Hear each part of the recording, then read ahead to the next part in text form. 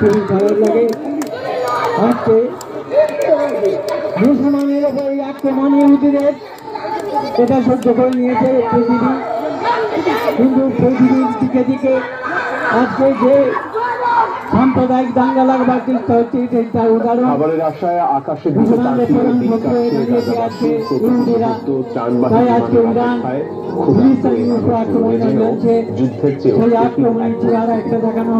মাসে পরিবার নিয়ে কোনো মতে টিকে আছে গাজাবাসী।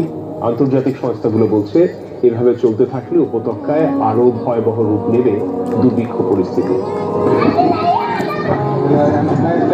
সকাল থেকে 2 বার চক্কর দিয়েছি, কিন্তু কিছুই জোগাড় করতে পারিনি। তৃতীয়বারের মতো চেষ্টা করছি।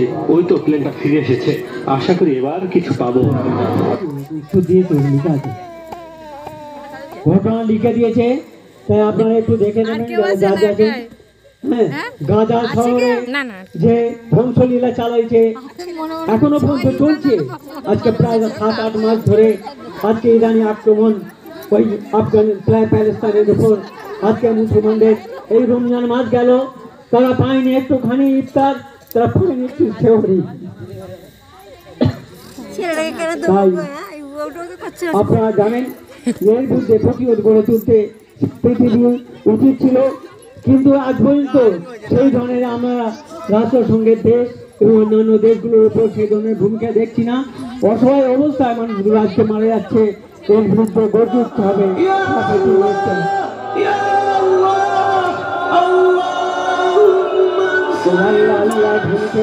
ভূমিকা হচ্ছে আজকে প্যালেস্তাইনের মাটি, প্যালেস্তাইনের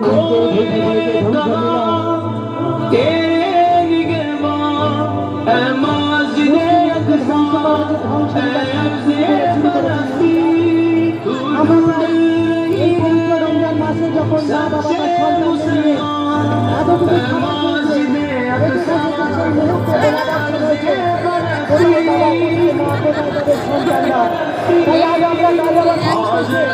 আমাদের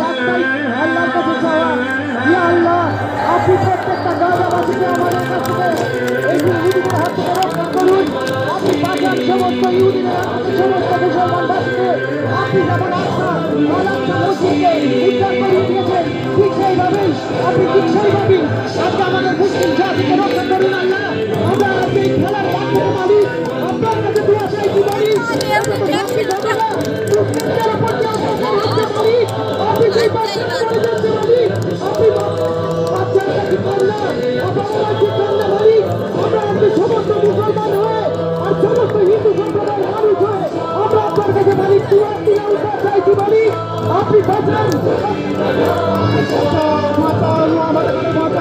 আমাদের সাহায্য করো। তোমরা কোথায়? আল্লাহ তোমরা কোথায়?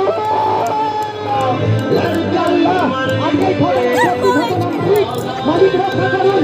আজ এই কয়েকদিনের মাধ্যম দিয়ে আমরা দেখতে পাচ্ছি মালিক প্যালেস্তাইনে মুসলমানদের উপর যে অত্যাচার, আর আমি আপনাদের কাছে অনুরোধ করবো মুসলিমদেরকে বাঁচানোর জন্য যে প্রাণ শিবির করা হয়েছে, আসুন আমরা সমস্ত মুসলমানবাসী একটু একটু করে তাদেরকে প্রাণ দিয়ে উদ্ধার করি।